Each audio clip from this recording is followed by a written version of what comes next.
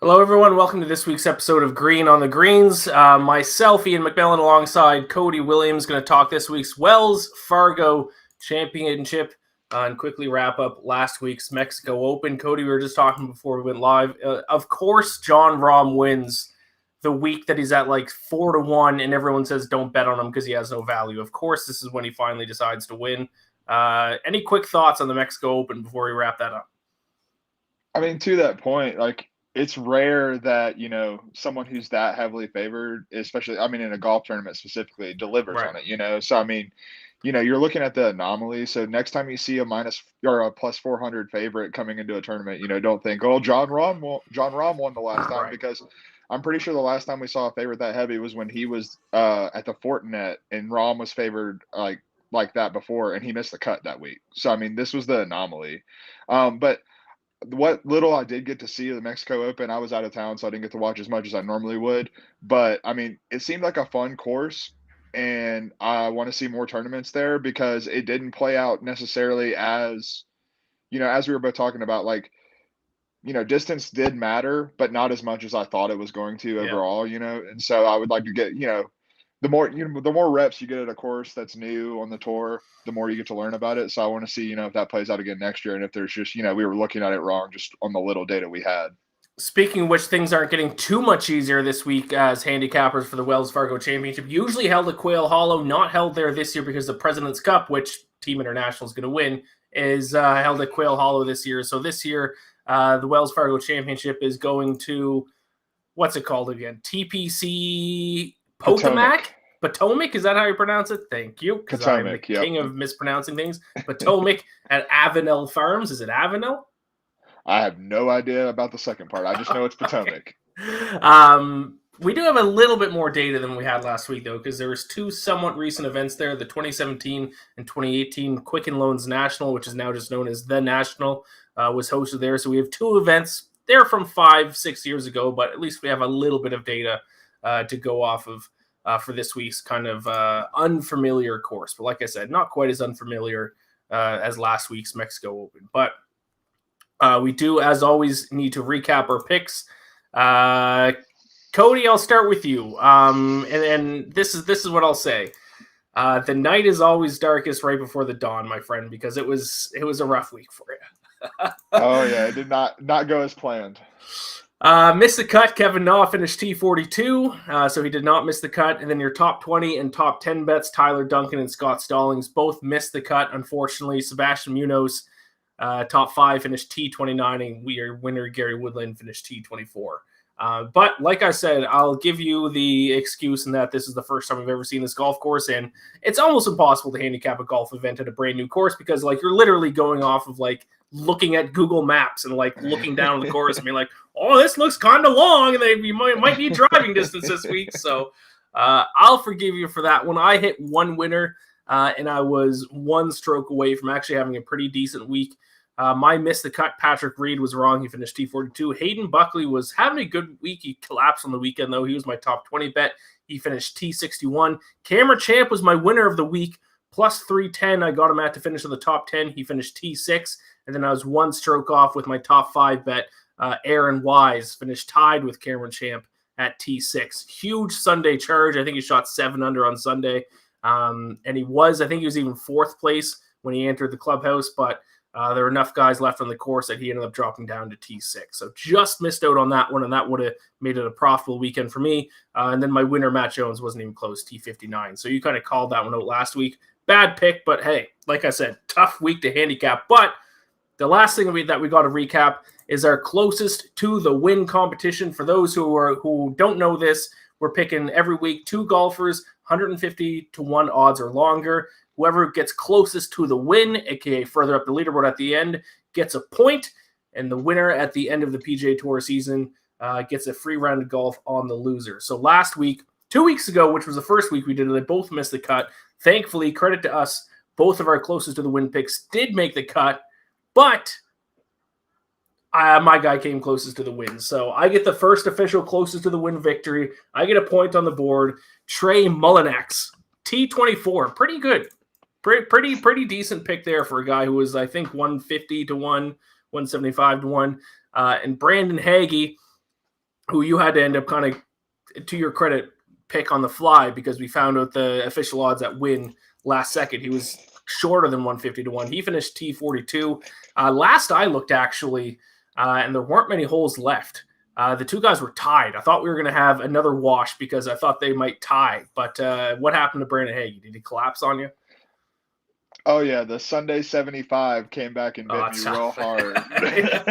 Yeah, he had I'm pretty sure he either had a 1-stroke or 2-stroke lead over Mullinax going into Sunday, and then just completely just collapsed, and it killed me. So I saw he had the lead going into Sunday on Mullinax, and then like I said, the last I checked in on it, and there wasn't much to play. They were tied, and I thought they was going to finish in a tie, but my guy Trey Mullinax, who's now near and dear to my heart, finished T24. So I get the first official point for closest to the win. So on that note, we were doing closest to the win at the end of the show previous this week. Let's flip the order. Let's do closest to the win this week for the Wells Fargo Championship. Cody, who's your closest to the win pick this week?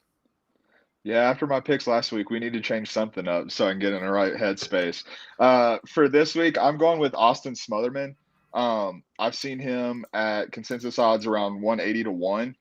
So, he's a pretty long shot here. But over the last 40 rounds, the only player better in the field on approach has been Russell Henley, and strokes gained approach is, from what I've seen, going to be one of the really sticky statistics for here. We're looking at a par 70 course. There's only 2 par 5s, and so you've got to be in good proximity when you're approaching on those par 4s.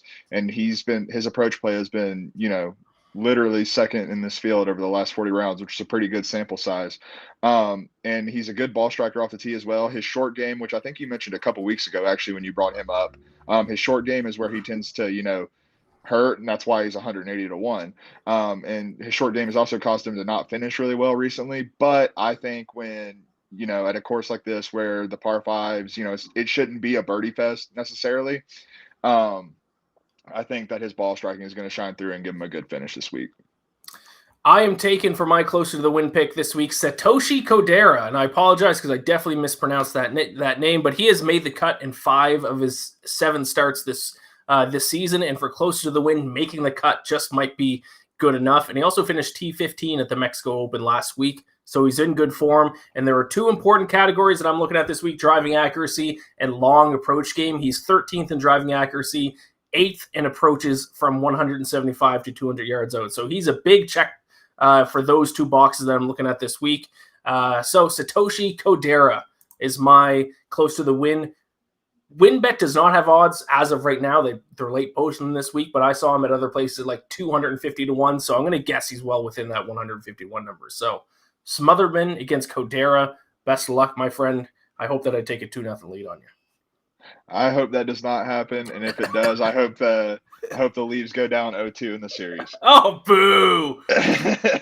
Yeah, I am. As we're doing the show, half my mind is elsewhere because, of course, the Leafs open their series tonight, and I'm not. We were talking about it before we went live. I'm not looking forward to it. This is.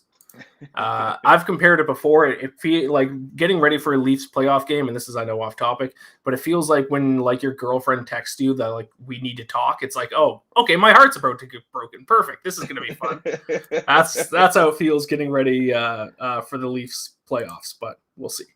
Let's talk about the Wells Fargo really quick before we get into our picks. Actually, how are you kind of approaching this? I'm curious. My pick's already locked in, so you don't have to worry about kind of giving me any tips or hints here. But are you looking at anything specific for this event, with it being at a course that we've only seen twice in the past, decade or so?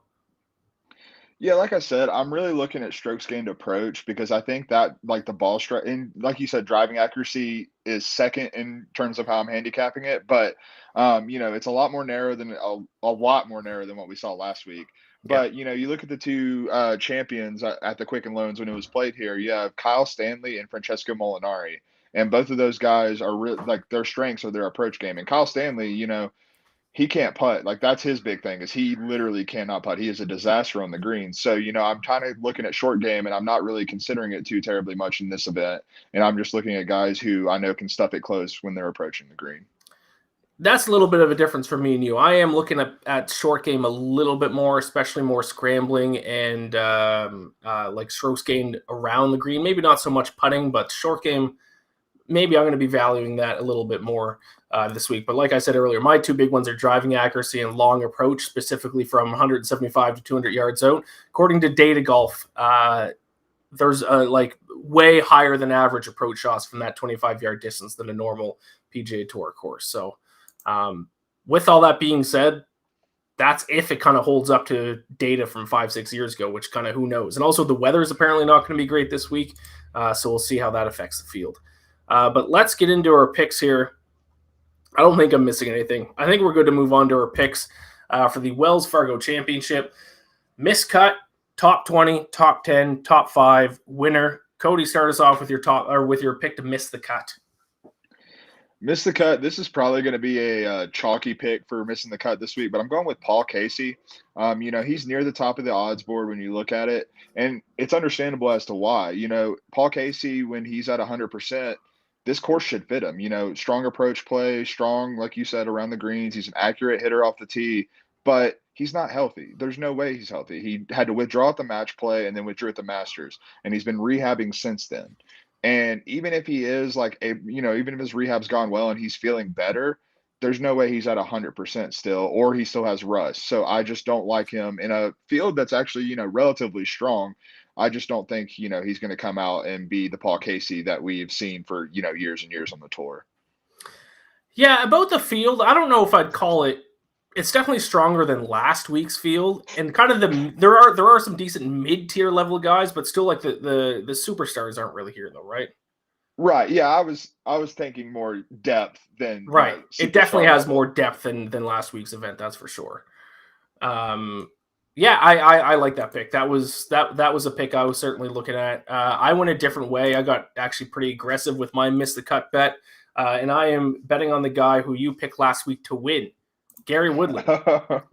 This is an aggressive play, to be honest. But his biggest weakness, and we've talked about this on the show before, is driving accuracy. And from my understanding of this course, like these are the thinnest fairways, or some of the thinnest fairways on tour. And if you miss the fairway, it's not like now you just have to hit it from the rough. Like there's a little bit of rough, and then it's either water hazards or like tall fescue. So I don't think, at least from my research into it, you can't get away from inaccurate tee shots. And he's 178th on the tour in driving accuracy. So I don't think he's going to be in position to score. I don't think he's going to be in position to even save par.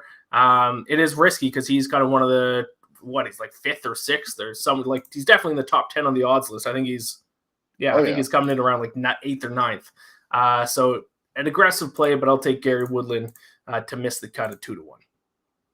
No, I like that a lot. I mean, even look back at the U.S. Open he won, and it wasn't one of the typically like more penal courses when you were airing off the tee. You know what I'm saying? And so like, I really like where you're coming from with that, because like his strengths are approach, but he's also like he gains on approach because he hits the ball so far. Yeah. But if he's not an accurate hitter, and so I really like that approach, and I think that's a good aggressive play. I'm nervous to give you my top 20 bet because you might rip on me for it, but I want to hear your top 20 bet first. Get us started off. Yeah, so I'm actually, I reached down into the bag of tricks for this one, and I'm hoping it pays off. But I'm going with Brandon Wu to finish in the top 20 this week. If you recognize the name, that's because he finished tied for second last week in Mexico. But you might not recognize the name before that because he's a Korn Ferry graduate from last year and he's a rookie. But he's been trending pretty well. He has the T2 last week, and then he was T21 with his team at the Zurich the week before. So he's playing some good golf, and the stats back that up. Over the last 20 rounds, he's 7th in this field in strokes gained approach, and he was 3rd in the field in strokes gained ball striking, which is off the tee plus approach, which is a stat that rickrungood.com provides with the strokes gained data. And he was 3rd in strokes gained ball striking last week. The one thing that really stands out too is he's a really good putter and has been putting really well. He's gaining over a stroke and a quarter per round over the last 20 rounds. And I was looking at his odds, and like I didn't see any top 20 odds, but the top 10 odds for him were like plus 800. And for a dude who's gone T2 and T21, even if the T21 was in a team event, I think he's just trending in the right direction. As a young guy, he's gaining his confidence, and I really like for him to, show up in this field at what should be pretty good odds. I think for these events where we don't have a lot of historical data, because like we keep saying, 2017, 2018 last time at this course, you got to look at recent form a little bit more than I think you would in other events. So Brandon Wu, a good top 20 bet if you're looking at recent form. So I unfortunately don't have any argument against that pick, but I assume you're going to have an argument against this pick because we were just talking about recent form. This is not a guy who has had recent form. This is not a guy who's been good at all this entire PGA Tour season. This is a guy who's been losing bettors money for years now. And I have fallen for that trap several times, and I'm ready to fall for it again. My top 20 bet, Ricky Fowler. Oh. Yeah, I don't love it. I'm going to be honest. I don't love it, but hear me out with this one because he finished in the top 20 here both times in 2017 and 2018 when they had events at this course. Now, to be fair, Ricky Fowler was a lot better golfer back then. And he's bad in a lot of areas this year, but he's actually still one of the top guys on tour in long approach shots. He is sixth on tour in proximity to the hole in approach shots from 175 to 200 yards out, and ninth on tour in approach shots from 200 to 225 yards out. So that's pretty significant, especially at this course, which seems to be a course that has it's par 70 and measuring, I think, around 7,100 yards. So it's a long par 4 course. The par 5 holes are both long. A lot of the par 4s are very long. And like I said, I recognize he has been very bad in a lot of areas, but the one area that he's still really, really, really good in is those long approaches. So I'm not taking him top 10, top 5 to win. But I'll take a little shot on Ricky Fowler to at least find some kind of form and finish in the top 20. So go ahead, rip on that pick. I'm actually not going to rip on it as hard as you. Like, I think it's bold. That's for sure. Like, I don't think anyone can look at that and not say it's bold because of the form that he's been in. But over, like, I would say the past 6 months or so, we've seen flashes or rounds from Ricky. Yes. You know what I mean? Like, he'll, like, put together a round, you're like, oh, is Ricky back? And then the next round, he shoots, like, a 76. Yeah. So, it's, like, he's just trying to put that consistency together. But that's better than what we saw at times last year where he had no good rounds. Like, it was just a disaster every time he took the course.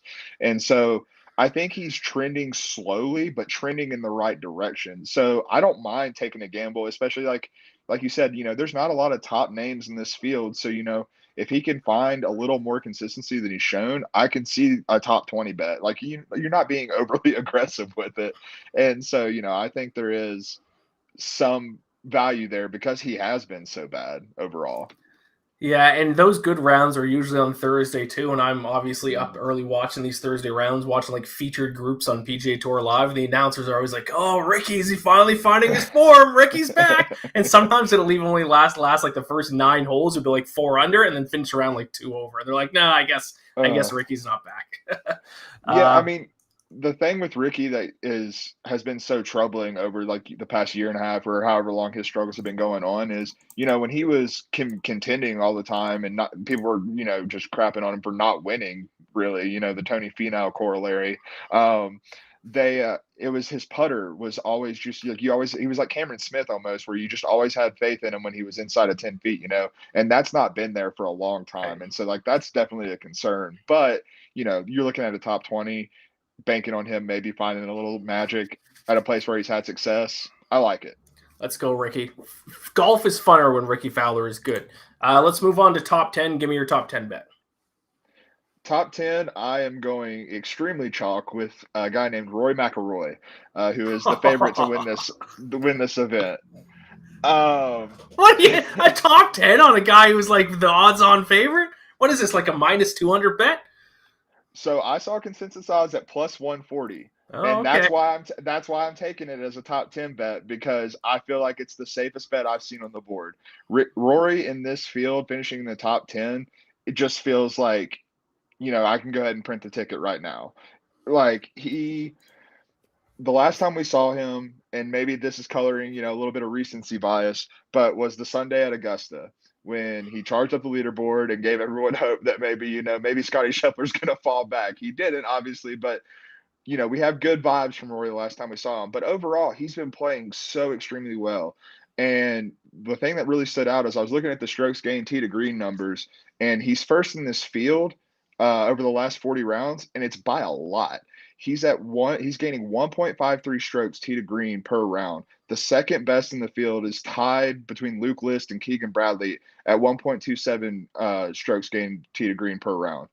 And we know that Rory is a better putter and around the green player than either of those guys who just completely combust when they get in that area. And over the last 20 rounds, it's an even wider gap. He's 0.59 strokes per round tee to green better than the second best player in this field, tee to green. I like the top 10 bet with Rory when I can get plus odds on it because I don't trust him to win. It's just hard for me to trust him to win. And especially without a course where, there's only 2 par 5s on it, so his distance might be mitigated a little bit off the tee. But, if I'm getting plus 140 or anything around that for him to top 10, I'm going to take that all day. Listen, I mean, that's probably a good bet, but also, I mean, I got to do it. That bet was square.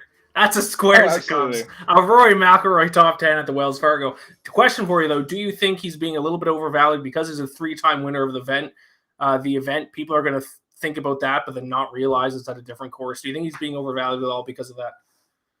Oh, absolutely. I think that plus, like we talked about, that the field is strong in terms of depth, but he's by far the biggest name in it. Like you combine those two things and he's going to be overvalued, which is why I was surprised to see him. Like, I think that's the reason it's such a square bet is I was surprised to see him at plus odds for a top 10 and I just got excited about it. Yeah, so to be honest, I probably would have guessed he would be like minus 120 to finish in the top 10. So exactly.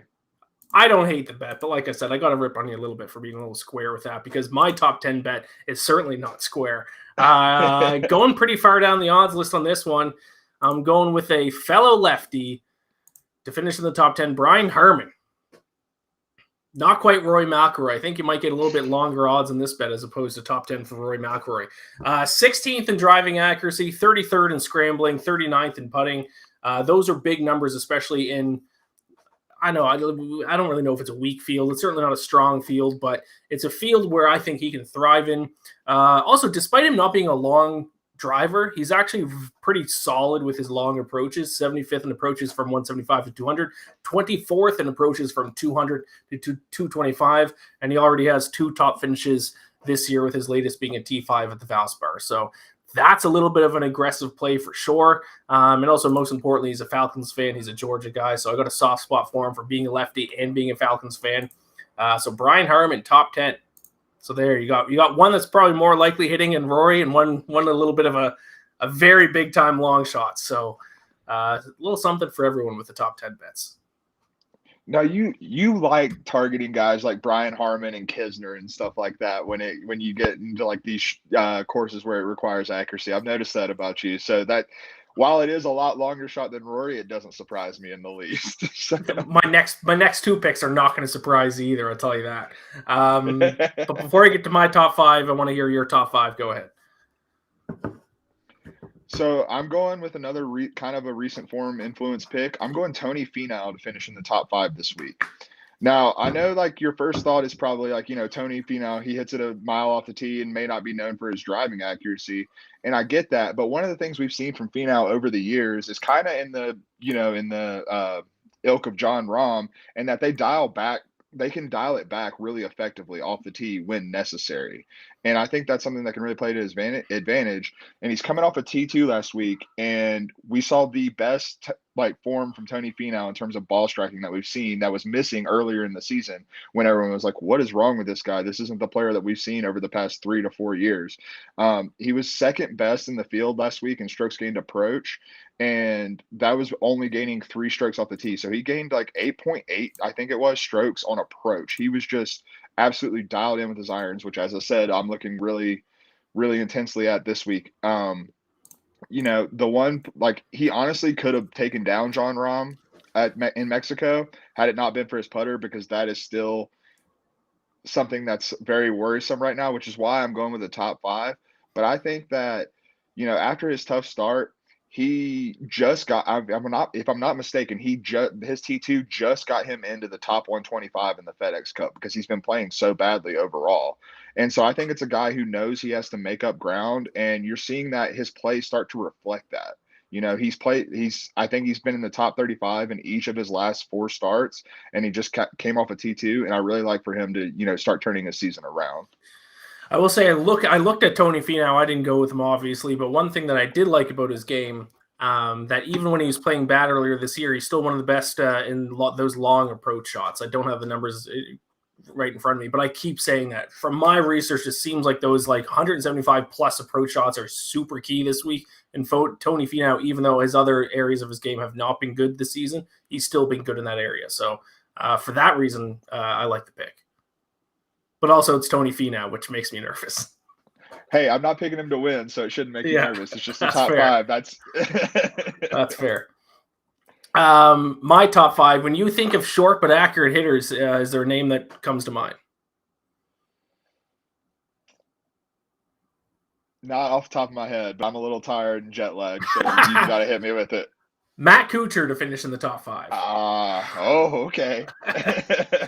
Just Mr. Consistent. Just drive it down the middle of the fairway 280 yards, and just good short game, 10th in strokes gained putting, second in strokes gained around the green. And the thing I like about him the most, fantastic form. People forget T2 at the Valero Texas Open, T3 at the RBC Heritage. So he's coming off 2 straight top 5 finishes. And if you want to talk about a short but accurate hitter, it's Matt Kuchar. So course fits his style. I think he can take advantage of at least a field that doesn't, have all-stars in it. I think this is the perfect event for him to put on a strong showing. So Matt Kuchar, does that seem obvious in hindsight now, or does he kind of fit the bill, do you think, of the guys that I like to pick with these courses? Absolutely, he fits the bill. Like I said, if I'd have had a little, more brain power now, I think I would have been able to come up with Cooch. But I'm working at 70% capacity maybe right now. So I think you're definitely going to be able to guess my winner. But you go first. Who is your pick to win the 2022 Wells Fargo Championship? First off, I was already thinking, I was like, I bet I know who he's going to pick to win. But I personally, I have Max Homa to win this week. We talked about it 100 times, it feels like, on this show. He's just consistently overlooked for how well he's been playing over almost the past 2 years now, honestly. He's developed into a top tier golfer, and I saw consensus odds around plus 2,800, and he should be closer to the top of the odds board in my opinion. And so I like the value straight up. But then you start looking deeper. He's not the most accurate driver of the golf ball. He's better than tour average. He's hitting about 61.6% of his fairways this year. But he's also a guy that, like you were saying, there's a little bit of rough, but then you get into the, nasty water and fescue. Max Homa's not a guy who misses big off the tee. He may not hit the fairway, but he's never going to have the crazy, Bryson DeChambeau, I'm on, a hole, 2 holes over miss. But then his approach play has been the reason he's developed into such a stalwart on the tour this year. In this field, he's 8th in strokes gained approach over the last 20 rounds, and over the last 50 rounds, he's 10th. So it's not just, recent, extremely recent form. It's been consistent. He's just dialed in on his approach game. Over the past 20 rounds, I did notice that his short game has been his nemesis. Like I said, I'm kind of, mitigating that a little bit this week, because I don't think it's going to be direly important, especially if he's dialed in with his approach.